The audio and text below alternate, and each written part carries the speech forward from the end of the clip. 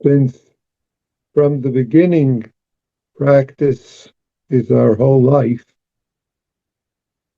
from the beginning, practice is very simple and straightforward. And the more we can recall that to our mind, recall that when we get entangled, the more it can support and nurture us. So, Joko reminds us, if we want to be simple about it, is that practice, even the word practice is of course extra, but in a way, practice is only two things: the noticing of mental processes, you could say observation of mental processes, and the experiencing, if you want to add to that, experiencing present moment or experiencing bodily sensations, which is all we can experience, except if we add on and believe the mental processes as the truth of our life, then it distorts the experiencing of right now. It distorts our ability to respond as the universe, which is our experiencing, whether we call it inside, outside, those are more stories about it. See, life is not difficult. In fact, we say that the perfect way is not difficult in what's called the on faith in mind, or a Xin Xin Ming in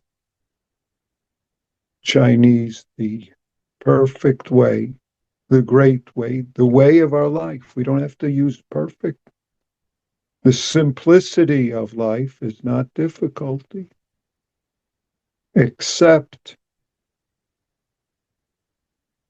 when we pick and choose, when we hold on to our picking and choosing, our likes and dislikes about this moment experiencing, which is neither inside nor outside, but it's just a whole of our life.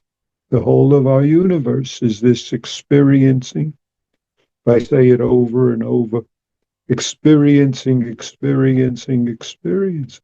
Now we say bodily sensation, but of course, bodily sensation doesn't exclude outside. If we see something, if we hear something, it's only our story about it is that it's that thing out there making the noise that comes into my ear and in my mind, and etc., etc. But the experiencing is neither inside nor outside, and yet we attend to it, let's say, inside as a way of our entranceway into this life that we are, the life of the universe, the life of the beings that we encounter. Even though we see them as outside us, as soon as we see them, they're neither outside nor inside. They're just our life moment right here.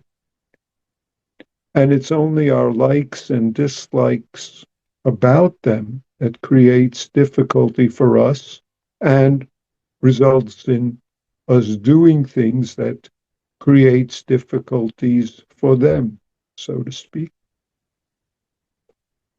See, it's the making of all sorts of distinctions, which is the habits that sometimes run us, that lead,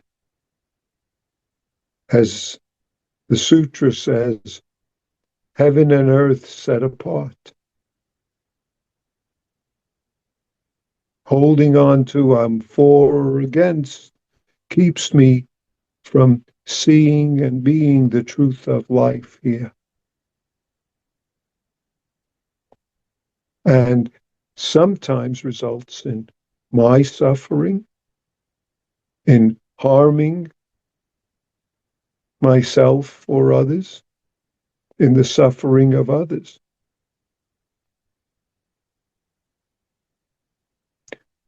And yet, the simplicity of practice, sitting upright, being, breathing, is something we don't avoid as long as we're alive, and yet we can very much avoid it, which is why we call it a practice. The practice of being upright, still, breathing in, out. And though I guarantee you we're always breathing, sometimes it's difficult, seems difficult for us to be the breathing that we are. Sometimes we find that our picking, choosing in various forms leads to us missing this moment experiencing that we are, that we don't have to do experiencing. And yet we have to allow ourselves, if I say it that way, to experience this bodily sensation, prajna, wisdom, that's us, that is my life and the life of the universe together right now. So, in one sense, we could say Zazen is bare bones, being upright, being still, being present, being breathing, all kinds of words like that. But of course, Zazen or practice is the whole of the universe practicing as our life this moment. Some of you might know, I mean, the Shin Ming, the on faith mind or believing mind, or whichever way we translate into English, is attributed to the third Zen ancestor in China, Zhengzan, who it is said had leprosy, a very severe, obvious case of leprosy. Most of us have not come into contact with leprosy. It's can cause suffering, a lot of suffering, pain, and of course, difficulties in social interactions. It is said that he came to the second ancestor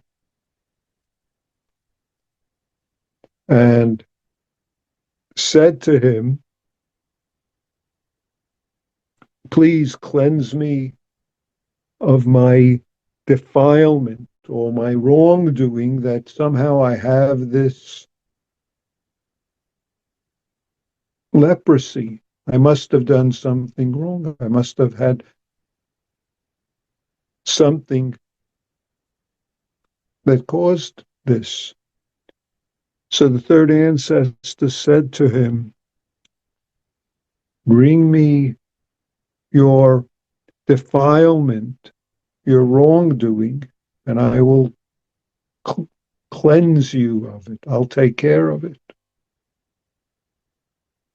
You could hear the echoes of the earlier conversation attributed to the second ancestor when he came to Bodhidharma and said, "My mind is troubled, set my mind at peace." And Bodhidharma said to him, "Bring me your mind and I'll put it at rest. I'll put it at peace." So the third ancestor similarly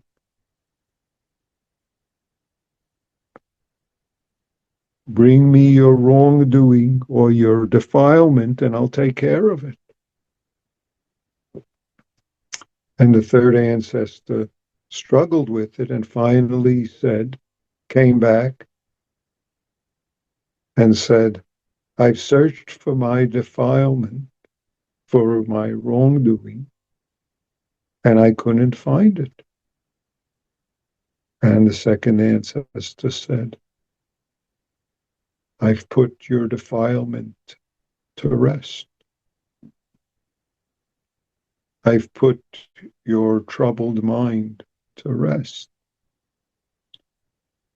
In a sense, noticing mental processes and experiencing of bodily sensations is allowing us to be at rest, at peace, to be the great way of the universe of this moment of our life.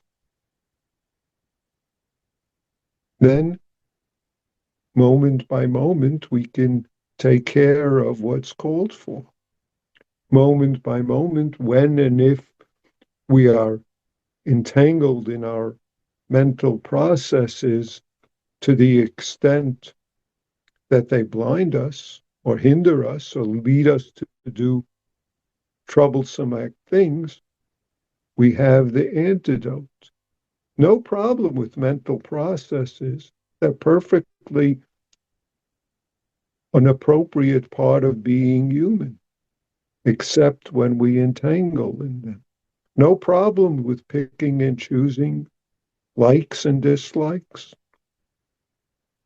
except when we entangle in them and create stress for ourselves with those distinctions of what do we like and what we don't like. Then our being for something or against something creates trouble for us, for others. We can call it the disease of the mind, the disease of being human when we don't understand the nature of our life, the nature of the arising thoughts. We don't allow ourselves to experience our life. Then we miss all sorts of opportunities to nurture ourselves and others, to be the great way that we are, the great way of bodhisattvas encountering and embracing all the bodhisattvas that are our life. So please take good care of the bodhisattvas of your life, yourself and others, which is all together just this moment, experiencing this moment, Zazen, this moment, the great way. Thank you.